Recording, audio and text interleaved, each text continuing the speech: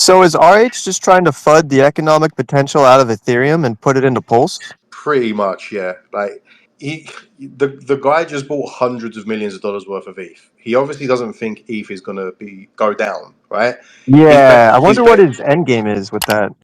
Well, no one really knows, but we can speculate that he's going to make however many X's on his Ethereum trade, based off of the price appreciation of Ethereum this cycle. And he believes it's going to outperform Bitcoin, probably because of the ETF. So I would assume that he's going to double up, triple up his stack of ETH, and then maybe use some of that to create large liquidity pools on Pulsechain, which will invite a lot of people over. Like that one of the main things Pulsechain needs is liquidity, right? If you can look over at Pulsechain and be like, wow, I can trade wrapped ETH on Pulsechain for pennies instead of paying all these fees I'm paying over here on Ethereum, it'll bring some people over. Whether they buy Pulsechain or Hex, or we don't really know what they're going to do with it, but even as something as simple as bridging over wrapped Ethereum or wrapped Bitcoin and ratio trading between ETH and Bitcoin on Pulsechain, right? Just things like that. So I think what Richard Hart will probably do with some of that Ethereum once it's appreciated a bit more is bring that liquidity over to Pulsechain, create some big liquidity pools. So, and also, is that why we're gatekept?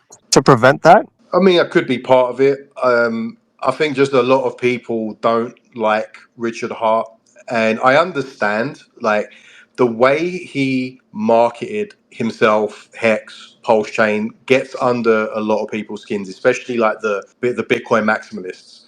Right? I don't know how long you've been following Richard Hart, but I've watched his videos since like 2017. The videos when he's debating Roger Ver, Tone Vays, all these Bitcoiners, and he used to be a Bitcoin maximalist himself, right? And I think a lot of people got pissed off that he went from being this Bitcoin maximalist to launching his own ERC20 token, which was Hex.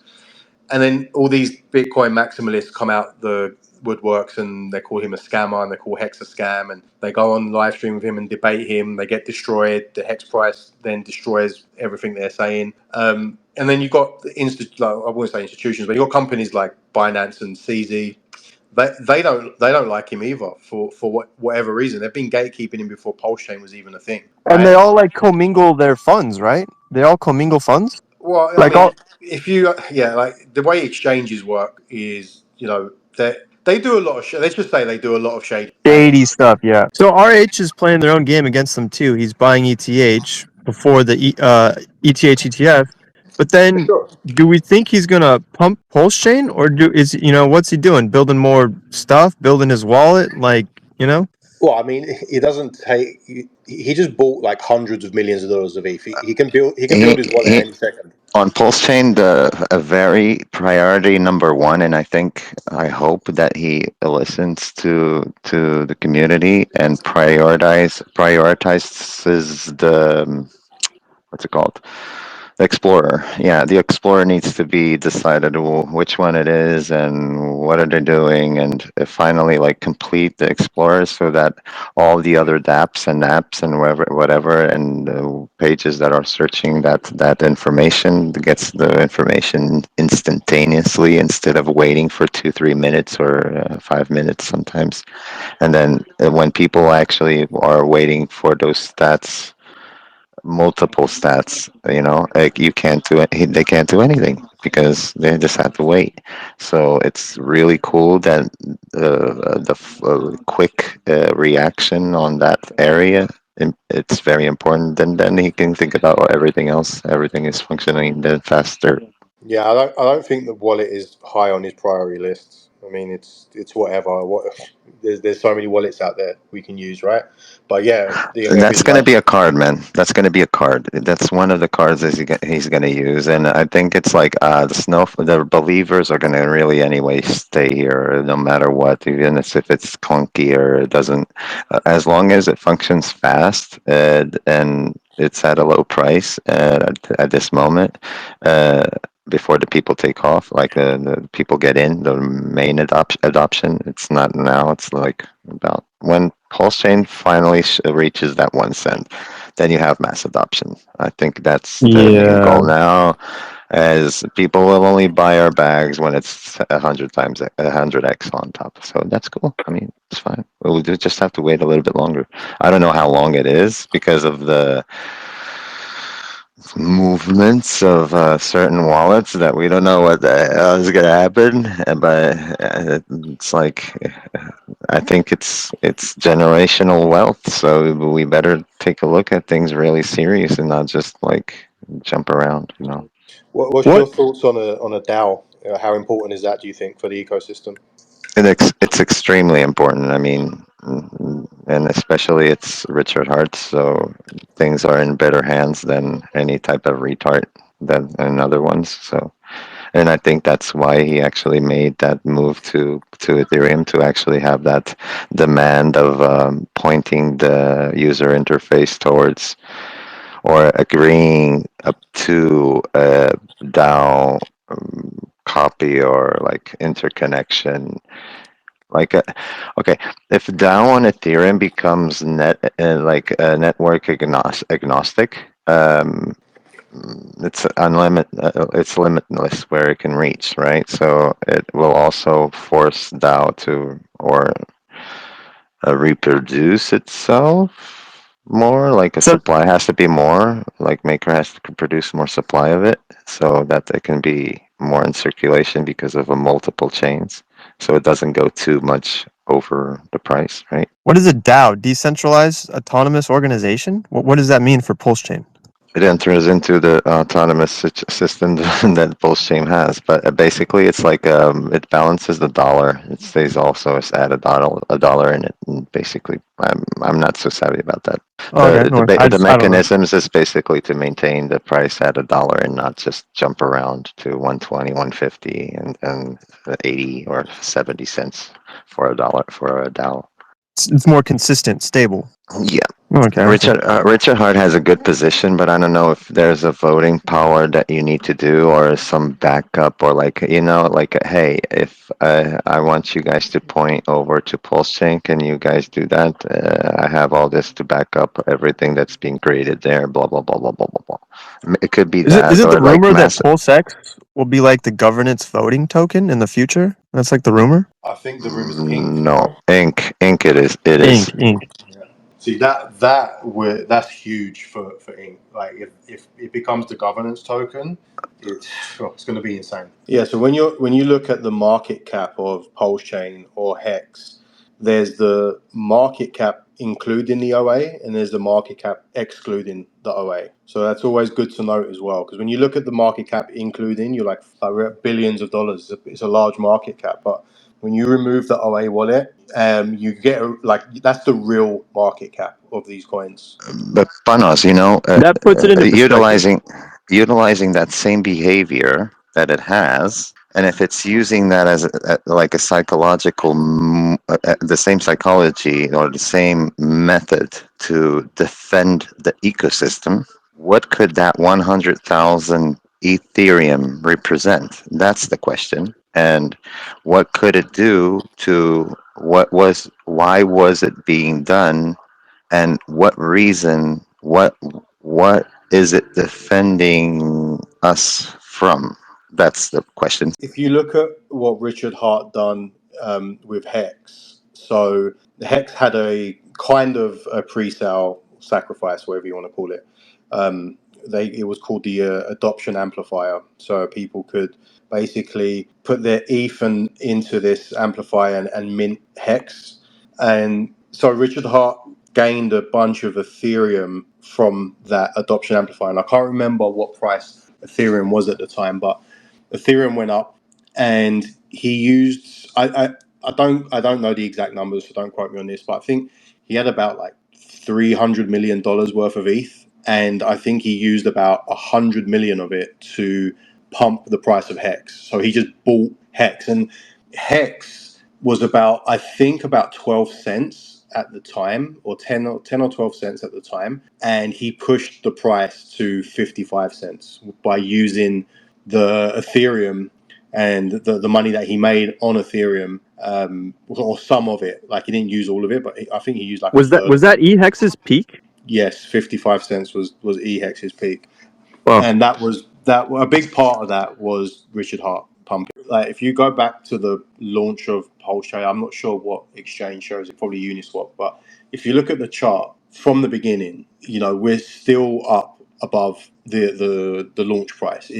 Everyone posts these charts of Hex over the last 2 years, and it's just down. So it looks really bad. And this is one of the things that even I've noticed when onboarding people. Like I never onboard people into eHex anyway. I always onboard people into Pulsechain, and I'm like, look, I would split your funds in whatever ratio you want between PLS, PLSX, Inc, and Hex, right? That you're instead of trying to bet on one coin winning, just bet on them all, and you'll be happy no matter what.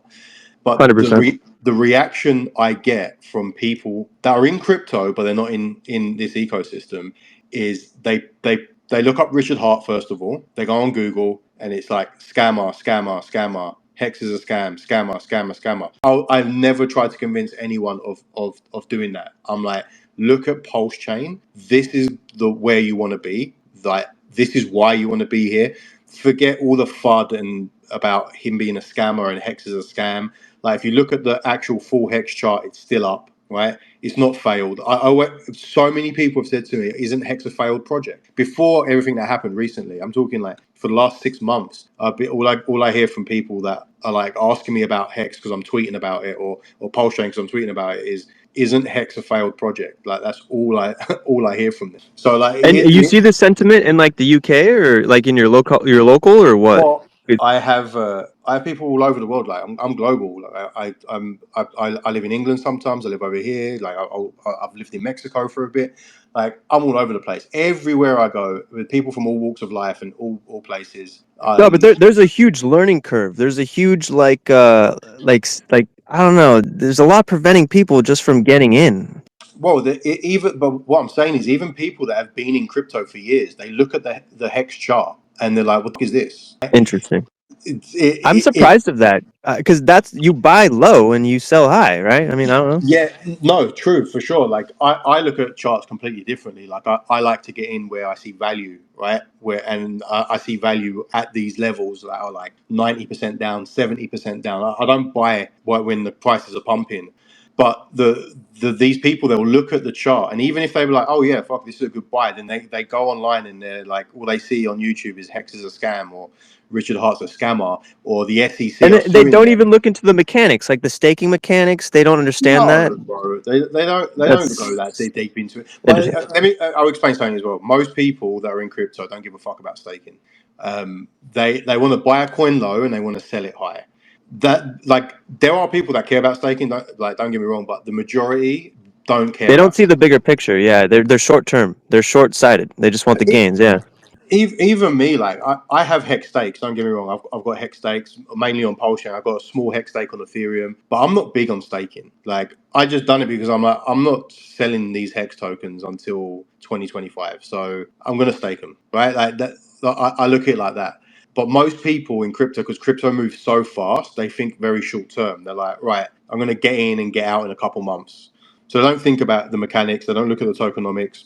And they don't understand A- the founder And either. you So think they're like, gone. Like they're never getting back in. They're gone. They did crypto, one and done. no, they're getting in, but they get in on Solana, they get on an Ethereum, they get in on things that are easy to understand that don't have as much FUD. I like to get in on things that are being fudded because unless they're a straight up scam, obviously, like there's a different story, right? But like when things are being fudded unnecessarily, like Richard Hart, like Hex, like the Pulsechain ecosystem, I see that as a big opportunity because Yeah, bro. you can't fud something forever, especially when it's just Dude, that's melting the quote from the faces. movie. I was just about like, can you scam that many people? Remember the quote from the movie? Yeah. Like, well, you can BitConnect, like, FTX. Yeah. No, you're right. FTX. You're right.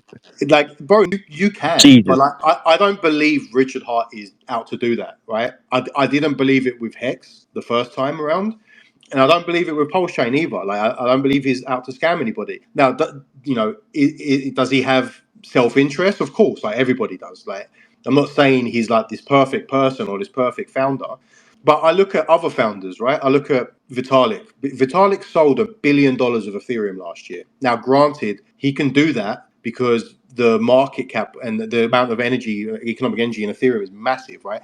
You can sell $1 billion of Ethereum and not cause that much of a sell-off.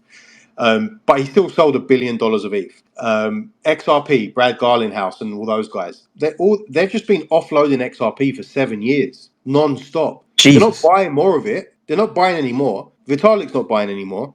Richard Hart, sure, there's probably wallets that he has that we don't know about that he could sell from. I don't believe he's doing that yet, but the OA wallet hasn't sold a dime. Doing the opposite of what the other founders are doing. He bought like $15 million of PLSX the other day, right? He pumped what 6-7 million into the ecosystem previous to that, right? So he's doing the opposite of what the founders are doing, but they're calling him a scammer. And That's what makes me crazy. laugh is people actually complaining about Richard Hart pumping his own bags. They're complaining about that. Yet they won't complain about Ethereum founder dumping their bags on them. It's ironic. That's ironic. It's just, I think a lot of it is just haters. Like there's people. Don't get me wrong. There's people that have lost money, or people that have bought sacrifice for PLSX, for example. Right? It's been 2 years plus 3 years now, and they're still not at the price that they got in at. And a lot of them are salty, and they'll probably sell at break even. And they're on Twitter fudding Richard Hart because he's buying his own coins. Like, okay, I think it's funny. Well, human beings are like worshipers, and I think like the other founders, they hold themselves in such a mystery. You can't identify him, you can't know him. RH puts himself so much out there. They're like, you can identify this guy, you can know this guy. He doesn't hide himself, and I think people don't want to know the truth. I think people want to believe lies and superstitions, and they want to think crypto is like their like lottery in life, but this isn't for the swades. It's sacrifice, delayed gratification. You got to be you got to think. You got to. It's not just going to be given to you.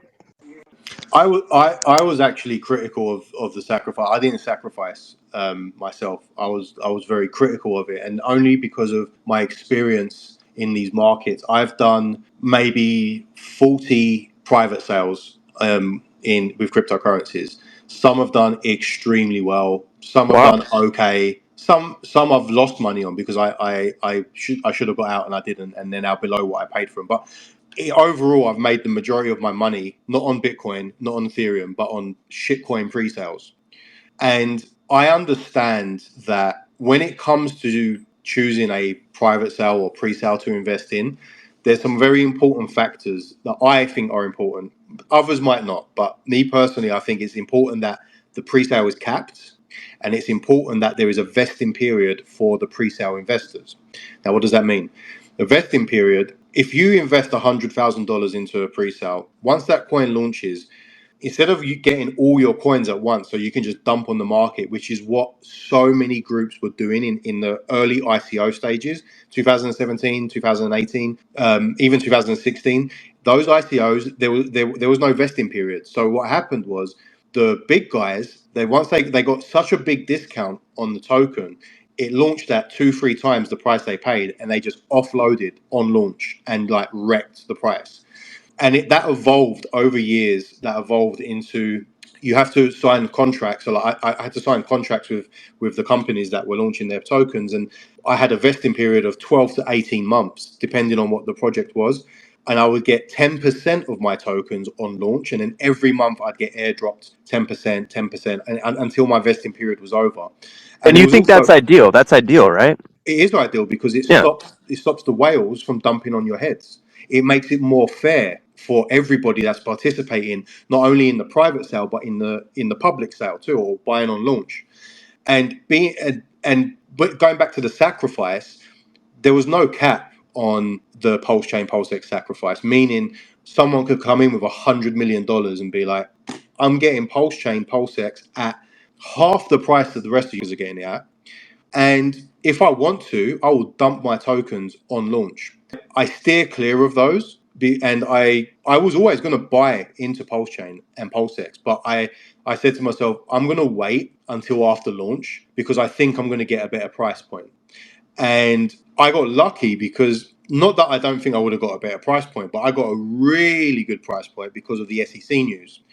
So when the SEC news came Oh out, Pulsechain yeah. and Pulsex dumped 70%, and I started gobbling it all up. And if I didn't, I'd still be up on my Pulsechain sacrifice, but I would be down on my Pulsex sacrifice. So that's why I was critical of the sacrifice before it happened. And he couldn't really, like, he couldn't have done it any other way because of how decentralized the whole system is.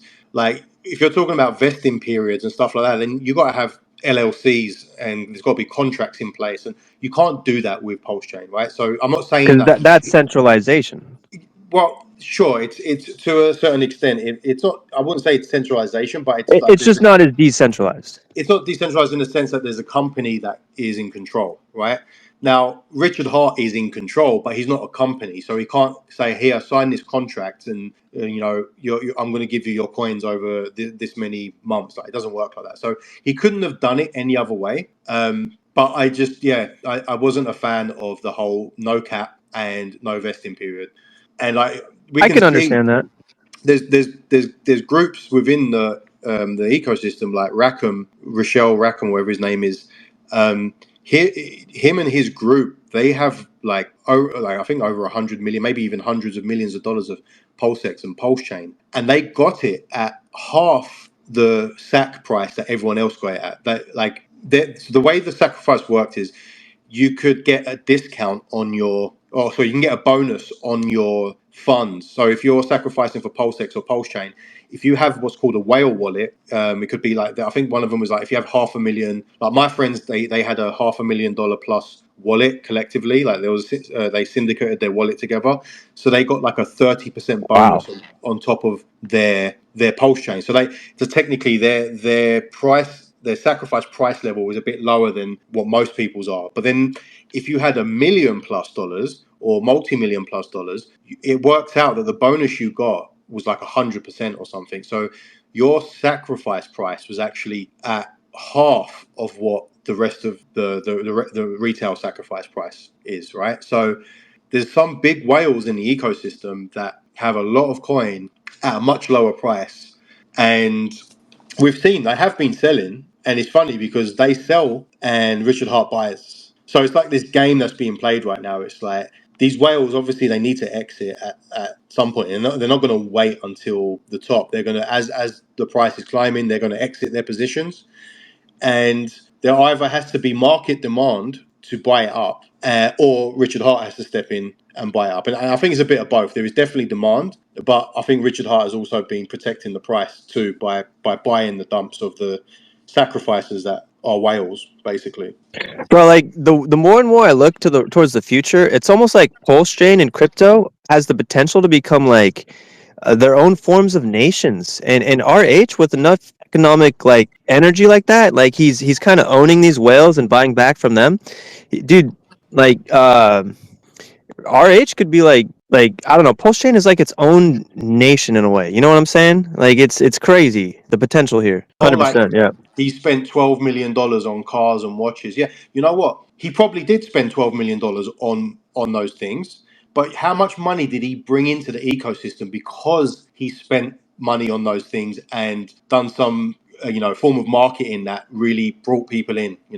Like that. That's what he was doing it for. Like being flashy, all that stuff. Like I mean, even if it The outrage marketing, yeah. outrage marketing, sorry, that's the word I was looking for. Like outrage marketing, that was $12 million well spent, in my opinion. Right?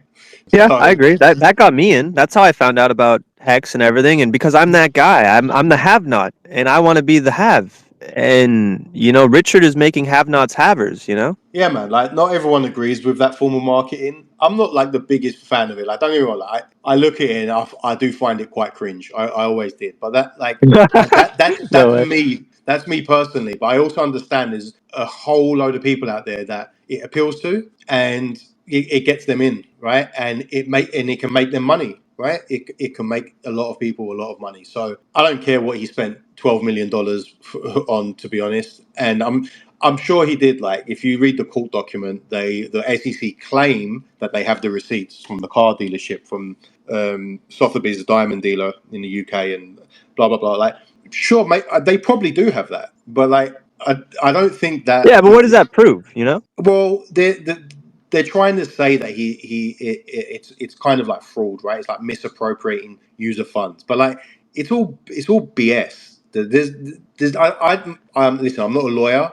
I have no idea what's going to happen. My opinion, Well, this whole court case is complete bullshit. 100%. The reason why they're doing it is because crypto has the potential to counter the fiat debt-based Federal Reserve system, and I think Ethereum and all these other Yeah, mainstream man. Like cryptos, they're on board with that. But the RH is anyway, it could go anyway. listen, the SEC's mission is to protect retail investors. Sure. Have they been protecting us or have they been destroying our bags? They've been destroying our bags, whether They've been it's 100% not right. protecting us. They Yeah, don't. 100%. They're protecting their friends. They're protecting the bankers. Bitcoin is when the creation of Bitcoin happened. That was the biggest threat to the banking system. But they looked at it as a Praise joke. God. They looked at it as a joke at first, right? They're like, "This, look at this thing. This is a joke." But then when it started to catch traction, the financial system started to be like, "Okay, we kind of have a bit of a competitor here." So it shook up the financial system a bit. So they have to employ all these people like Gary Gensler, the SEC, to try and slow. They can never kill cryptocurrency, but The they old can guard. slow The it old guard. down. They can slow it down as much as possible. They can wreck people as much as possible so they leave and don't come back, which is what the SEC want. They want to come in and be like, we're going to sue you. And then everyone sells their bags, they lose, and they say, I'm not coming back into crypto. This thing's the Wild West. I don't want to get involved. And I think that's what RH made Hex and Pulsechain and everything for, is to give power.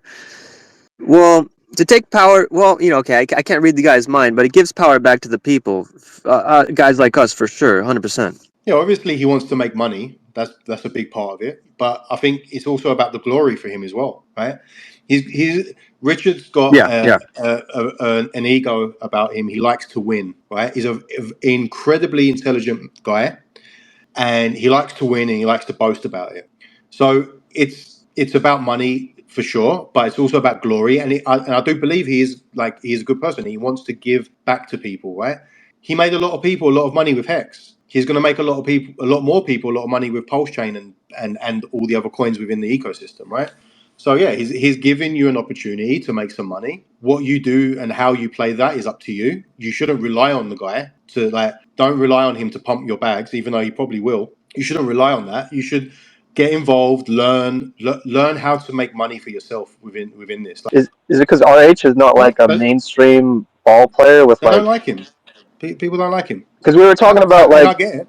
yeah, we were talking Yeah, about the fiat, it's like Federal Reserve and all that stuff, the banks and stuff. Like, RH isn't he's not playing ball with these guys, right? Like, he's counter to it. well, I mean, they're not even a factor in this. You think they care about Richard Hart? It's more so the exchanges and the platforms that are all in the crypto space that exist, right? They have biases towards whatever their coin and whatnot, and they don't like Richard Hart. Like founders sometimes don't like other founders, right? CZ is a founder, doesn't like Richard Hart. Richard Hart doesn't like CZ. Those two founders don't like each other. So CZ decides to gatekeep Hex on the coin ranking site, but won't list it on the exchange, right? There's exchanges as well that it's not so much gatekeeping. They're just scared to Hex or Pulsechain because it's under investigation and they don't want to be offering securities on their exchange. So they won't. But once it's deemed not a security, all these exchanges are going to be listing it because of the Define volume. security So and like, if they took Ethereum to court, right? And said, hey, these guys are a security because they failed the Howey test, right? But there isn't actually. It's not like Vitalik took a test, but Vitalik raised money by promising people a return on their investment. So people gave him Bitcoin and fiat, and he gave them the Ethereum token in return. and you're not allowed to do that? Technically, You're not allowed to promise a return on the investment? no, you're not. Oh, Technically, which is why Richard Hart is very careful about how he words things, right? You never heard Richard Hart saying, you're going to make this much on your investment or that much on your investment, because he knows that if he says that, then he's going to give ammo to the SEC if they ever come after him. They have come after him. He hasn't failed the Howey test, though, right? They're coming after him they're saying, yeah, go ahead, DMF.